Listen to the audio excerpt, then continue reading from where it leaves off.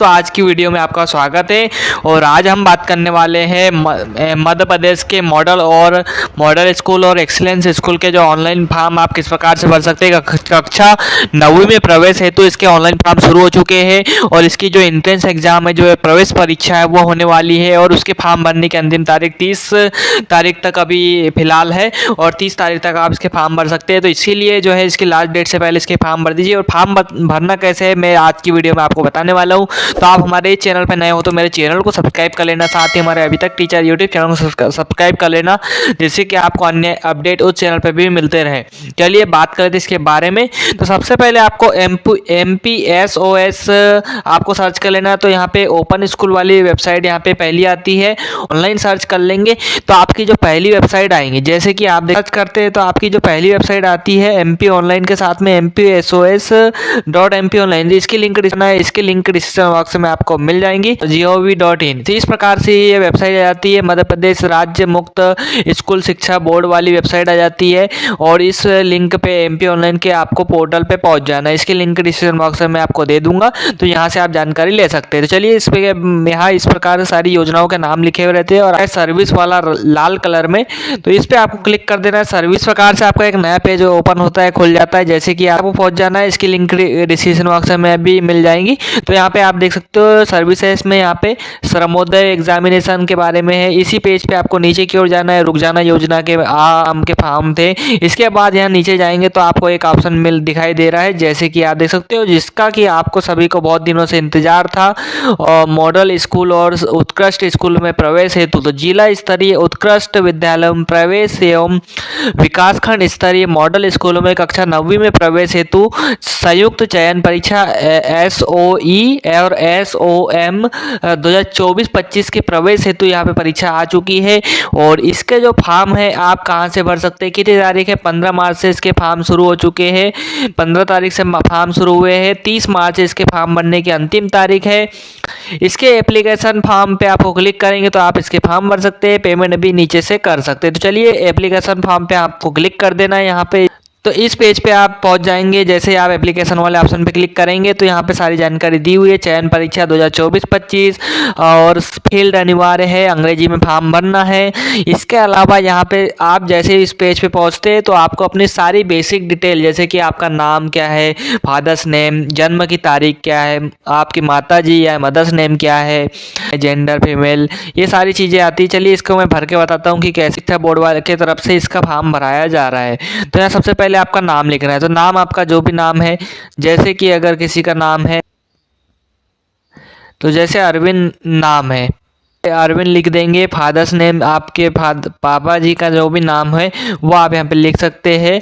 इसके बाद mother's name आपको लिख देना है, जो भी आपके माता जी का नाम है आपको आपके मम्मी पापा के नाम लिख देना है। और इसके अलावा आपकी जो है नाम की स्पेलिंग भी आप साथ में लिखेंगे, जो भी नाम है उनको आपके स्पेलिंग भी लिखेंगे। आपकी मार्कशीट के जैसे आपके एडमिट कार्ड पे जो नाम है आप वैसे लिख सकते हैं, क्योंकि 8वीं के एग्ज़ाम की भी आपकी जो है एडमिट कार्ड पे आपके नाम, फादर्स नेम, मदर्स नेम जैसा लिखा है वैसा आप यहाँ पे भर देंगे तो ज़्यादा अच्छा रहेगा, क्योंकि 8वीं की मार्कशीट में आपके प्रवेश पत्र के अनुसार ही नाम आएगा।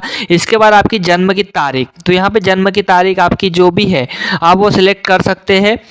तो जन्म की तारीख आपको यहाँ पे सिलेक्ट कर लेना है। तो जैसे कि यहाँ पे आपका जन्म अगर मान लो कोई तारीख को हुआ है तो यहाँ हमने जैसे 20 दिसंबर सिलेक्ट कर लिया 2011। इसके बाद आपका चयन जाति के आधार पे होने वाला है, तो अनरिजर्व और EWS वालों को बारे में वैसे ध्यान लेना है। और आपकी जो भी कैटेगरी है यहाँ पे आप सिलेक्ट कर लेंगे। अनारक्षित है, अनुसूचित जाति, अनुसूचित जनजाति, पिछड़ा वर्ग, तो अनुसूचित जनजाति, जेंडर मेल फीमेल। तो यहाँ पे पहला ऑप्शन जो है मेल का है और दूसरे बॉक्स पे क्लिक करेंगे तो फीमेल। अगर फीमेल है तो आप दूसरे पे ऑप्शन पे क्लिक करेंगे, मेल है तो पहले ऑप्शन पे, मतलब कि पुरुष और महिला। और इसके बाद पूछा है अगला ऑप्शन, क्या आप मध्य प्रदेश के निवासी है, तो अगर है तो यहाँ पे क्लिक करेंगे और नहीं है तो नो पे क्लिक कर देंगे। तो यहाँ पे है पे हम क्लिक कर रहे हैं क्योंकि हम मध्य प्रदेश के। इसके अलावा अन्य जानकारी, तो बर्थ का स्टेट, आपका जन्म का जो राज्य है वो सिलेक्ट करेंगे। तो जो भी आपका राज्य है वो सिलेक्ट करेंगे। आपका बर्थ का जो जिला है वो सिलेक्ट करेंगे। और सिटी आपको सिलेक्ट कर लेना है। इसके बाद आपका सिलेक्ट कर लिया है, इसके बाद आपसे एक सवाल पूछा है, फिजिकली हैंडीकैप है क्या, दिव्यांगजन है क्या, आपकी कोई विकलांगता है क्या, तो यहाँ पे नो पे क्लिक कर देंगे। इसके बाद आपके पास में अगर मोबाइल नंबर है, यहाँ पे देख सकते हो स्टार नहीं लगा है, मतलब ये रेड कलर का जो स्टार लगा है ऐसा यहाँ नहीं लगा हुआ है, तो मतलब मोबाइल नंबर अगर आपके पास में है तो आप किसी का भी परिचित का दे सकते हैं, मम्मी पापा का दे सकते हैं। और अगर आपके पास में मोबाइल नंबर नहीं योग्यता, आपको एसएमएस प्राप्त करना है तो आप मोबाइल नंबर जरूर दीजिए। इसके बाद शैक्षणिक योग्यता, यहाँ पे 8वीं क्लास आपने पास करी है या फिर आप पढ़ाई कर रहे हैं तो आप अप्लाई कर सकते हैं, तो यहाँ पे आप 8वीं क्लास लिखेंगे। इसके बाद जो भी स्कूल है आपका वो भी आप लिख देंगे, वो स्कूल का नाम लिख देंगे, यहाँ पे आपके स्कूल का नाम लिख देंगे, कहाँ पे स्थित है वो लिखेंगे, स्टेट आपका जो भी स्टेट है वो आप लिख लेंगे। और इसके बाद आपका जो भी वो है, इसके बाद आपका ज़िले का नाम लिख देंगे। ज़िले का नाम आपका जो भी ज़िले का नाम है वो आप सिलेक्ट कर लेंगे, जहाँ भी आप जो भी स्कूल में पढ़ाई कर रहे हैं उसका ज़िला कौन सा है। और इसके बाद अपीयरिंग ईयर में आप जो है अपना अभी अपीयरिंग और पासिंग ईयर जो है तो अभी 2024 चल रहा था, हम 2024 ही दे देंगे। एडमिशन लिया था लेकिन अभी हम 24 लिख दे रहे हैं क्योंकि अभी अपीयरिंग में है। अभी अगर रिजल्ट आ जाता है तो पास हो जाएंगे, तो पास होंगे तो आपकी मार्कशीट पे जो है 2024 ही लिख के आएगा, क्योंकि पासिंग ईयर 2024 रहेगा। क्योंकि इसके बाद आपका एग्ज़ाम नेम, तो सिलेक्ट एग्जामिनेशन नेम, तो यहाँ आपको विशेष ध्यान रखना एग्ज़ाम कौन सा देना चाहते हैं। यहाँ पे 2 ऑप्शन आ रहे हैं एग्ज़ाम नेम में, तो एग्ज़ाम नेम आपका मतलब कि 2 ऑप्शन आ रहे हैं। आपको उत्कृष्ट विद्यालय में प्रवेश लेना है, मतलब एक्सीलेंस जो स्कूल है आपके एक्सीलेंस स्कूल में आपको प्रवेश लेना है, उत्कृष्ट विद्यालय में जिले के, तो आप जो है पहला ऑप्शन अकेला चुनेंगे। और अगर आप मॉडल स्कूल में भी प्रवेश लेना चाहते हैं, उसका भी एग्जाम देना चाहते हैं, उसका भी एंट्रेंस टेस्ट देना चाहते हैं, तो आप इसका सेकंड ऑप्शन चुनेंगे। पहला ऑप्शन में एक्सीलेंस है, दूसरे पे मॉडल स्कूल है।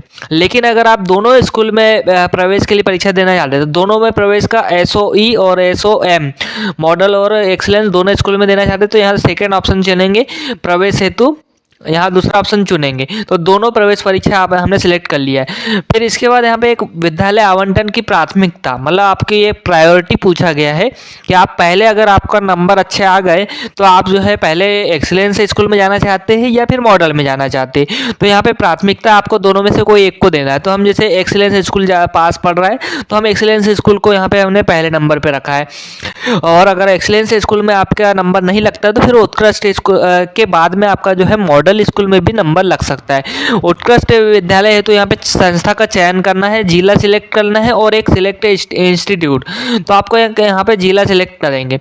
जैसे मान लो आपका जो है जिला आप सिलेक्ट कर लेंगे। इसके बाद आपका यहाँ पे इंस्टीट्यूट, तो government excellence boys higher secondary school number 1 Rajgarh, तो यहाँ पे बॉयज़ वाले में ऑप्शन आ गया क्योंकि हमने मेल लिखा था।